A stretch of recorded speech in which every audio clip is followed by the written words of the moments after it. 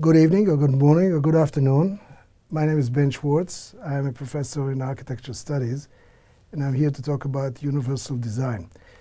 So let's start with definition. Universal design is, according to one of the founders of this movement in 1985, Ron Mace wrote that the design of a products and environments to be usable by people to the greatest extent possible without the need for adaptation or specialized design.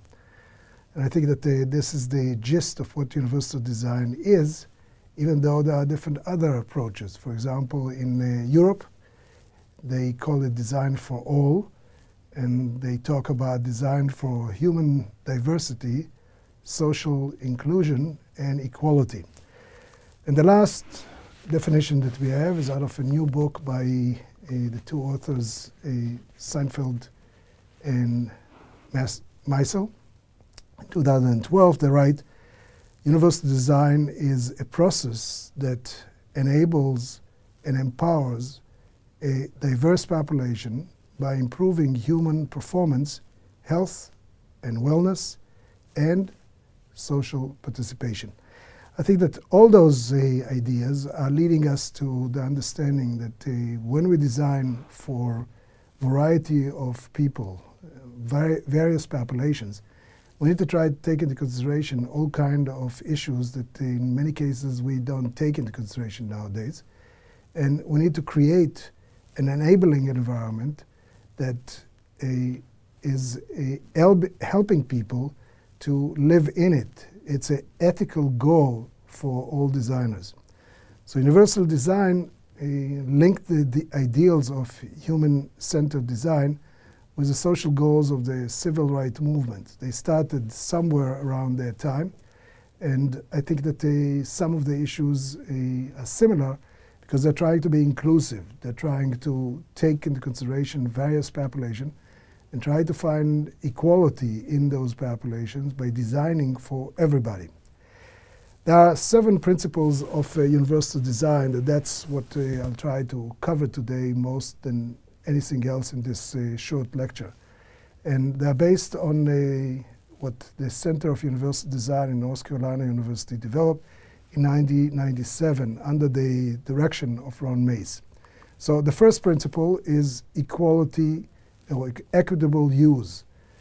Sounded closer to equality. The design is useful and marketable to people with diverse abilities. So think about various people who have different kind of capacities and abilities, and you start understanding what we're talking about. So the first guideline is to provide the same means of use for all users. Identical whenever possible, equivalent where not.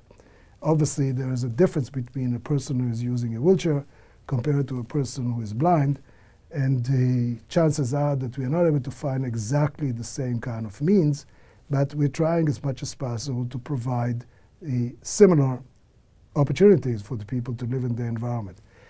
Number 2 is avoid segregating and stigmatizing any users.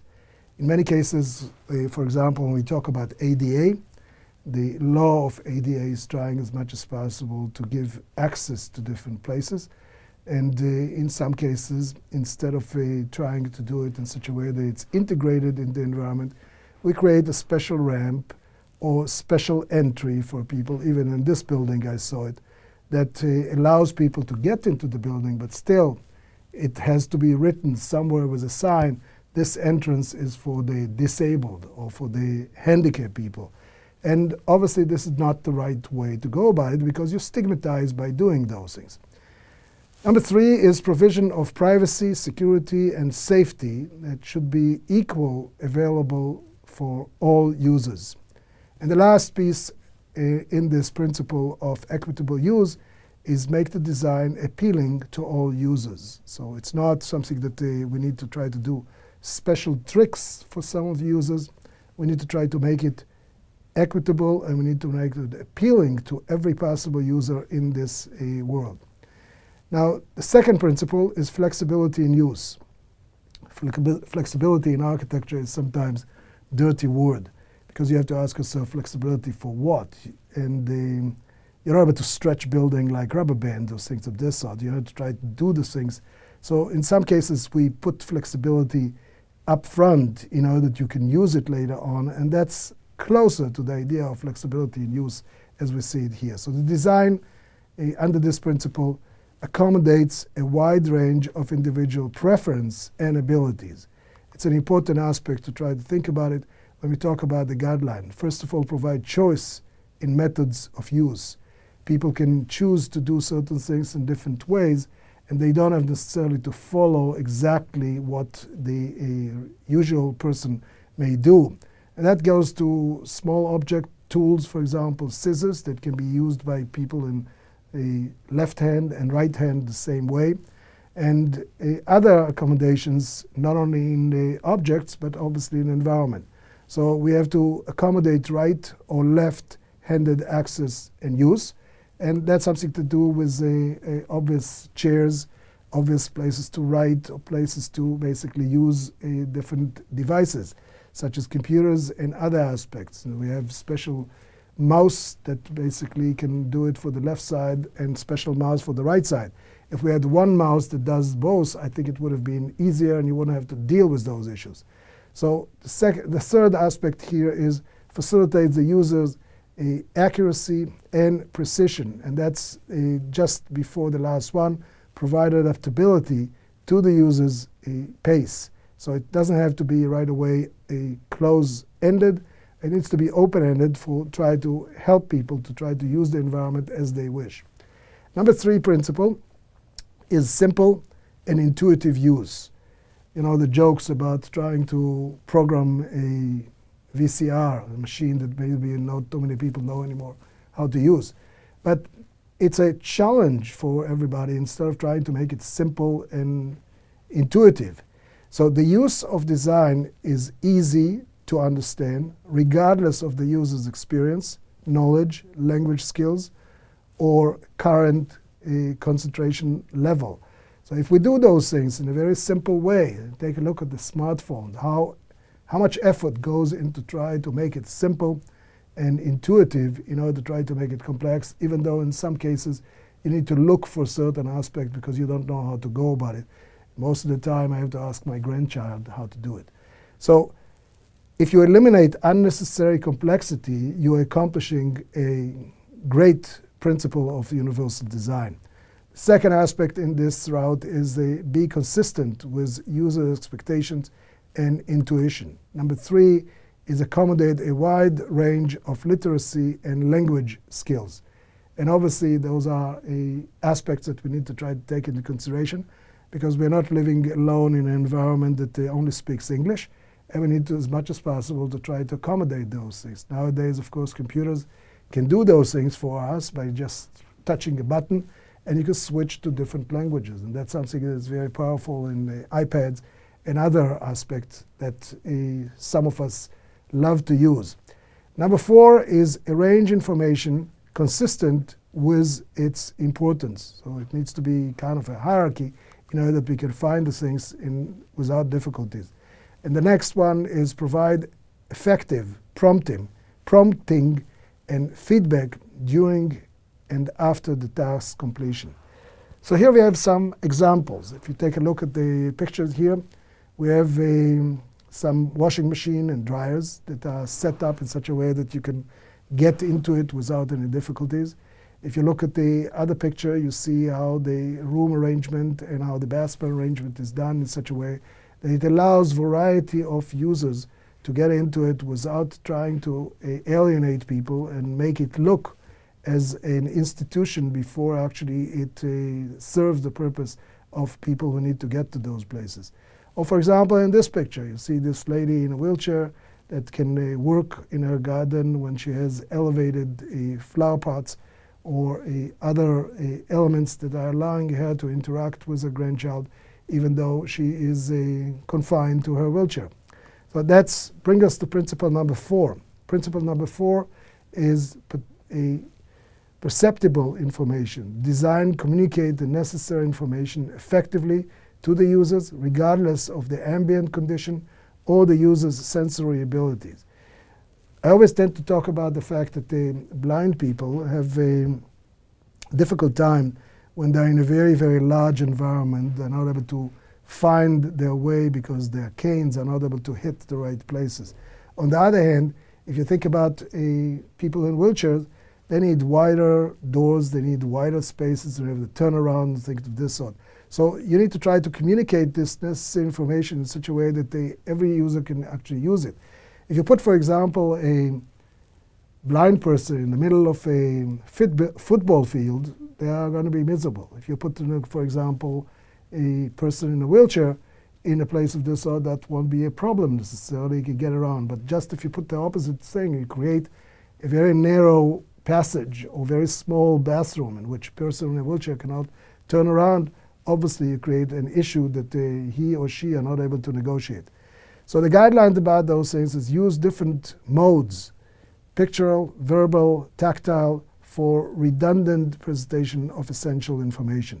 That's a very important aspect, because when you want to try to mark a bathroom for people who are not able to read it, or they have some issues, just putting Braille on it, it's going to be very difficult. You need to find a mechanism to try to put it in such a way that people can identify the place. I tend to talk about those things when we talk about people with dementia.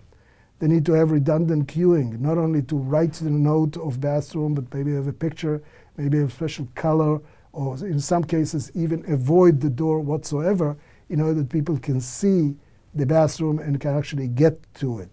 So another aspect is provide adequate contrast between the essential information and the surrounding in terms of the colors, in terms of how it's presented to the person.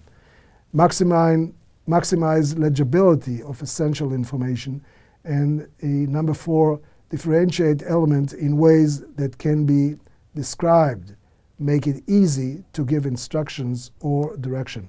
And the last aspect in this 4th principle is provide compatibility with variety of techniques or devices used by people with sensory disability. Number 5 is tolerance for error. Obviously, we need to take those into consideration. And the design should minimize hazards and the adverse consequences of accidental or unintended actions. In this case, the guideline should be arrange elements to minimize hazards and errors, and most used elements, most accessible hazardous elements eliminated, isolated, or shield. Try to provide warning or hazards and errors. Just think about how we try to deal with roads and how we try to make sure that people won't trip and fall in certain places. Provide a fail-safe feature. Discourage unconscious action in tasks that require vigilance. If you take a look at this picture here, this guy who is using a cane obviously is wandering the place because there's not enough indications for him to find maybe the door in this place. The 5th or the 6th piece that we talk about is low physical effort. And that's something to do with objects as well as the environment. In case of our doors, you pay attention to the way we have door handles in most of the cases. We have door handles that are forcing us to hold it and turn it around. Some people are not able to do it because of their lack of dexterity. So if you provide handles that are lever that you can actually push and get into it, you're creating something decent. The design can be used efficiently and comfortably and with minimum of fatigue. So we're talking about allowing user to maintain a neutral body position, and we're trying to have usable or use reasonable operating forces and minimize repetitive actions. And the last one is minimize sustained physical effort, to try not to bring it to the point that you're not able to open a door because the system is such that you're not able to push it or pull it towards you. And the last principle in this area is the size and the space of approach and use. An appropriate size and space is provided for approach, reach, manipulation, and use regardless of the user's body side, posture, or mobility. And we talked about those things in terms of small corridor and small bathrooms. So first thing that we need to provide is clear line of sight to important element for any seated or standing user, to make reach of all components comfortable for any seated or standing user. Accommodate variations in hand and grip size.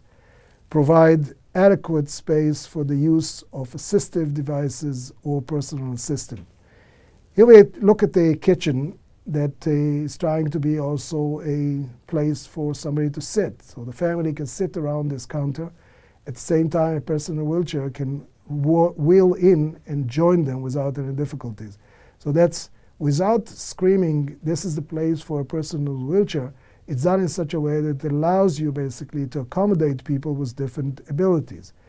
So let's summarize what we have here. The first thing that we need to think about design for human performance, we are talking about anthropometry. And we talk about the characteristics and the abilities of the human body at rest and in motion. So we need to try to think about the body fit, how we fit the pieces that we have around us in order to try to make it. Number two, the biomechanics, the forces on the body at rest and in motion. So we need to think about the comfort. We don't want to try to create a situation in which people have to go through ramps for a long time without a pause. We need to avoid steps or other elements that are providing the person who basically needs to negotiate them with the challenges that are unnecessary. Number three, that's an important aspect, is the perception. The reception and interpretation of information from the world around the body. And that's the idea of awareness. And the last one is cognition, thinking, memory, and learning processes, including the mental representation we construct of the world and the object. So that's very much about the understanding of the world.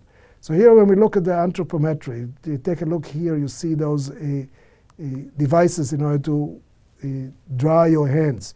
And you can see that there are excessive of those pieces in order to try to create a situation in which you can choose them, you can see them in different heights and different sizes in order to try to accommodate all the people for different choices and for different abilities. And that's something that we tend to do if we think about those aspects in such a way that we can mainstream the people who are using those things. So design for the average and with accommodations.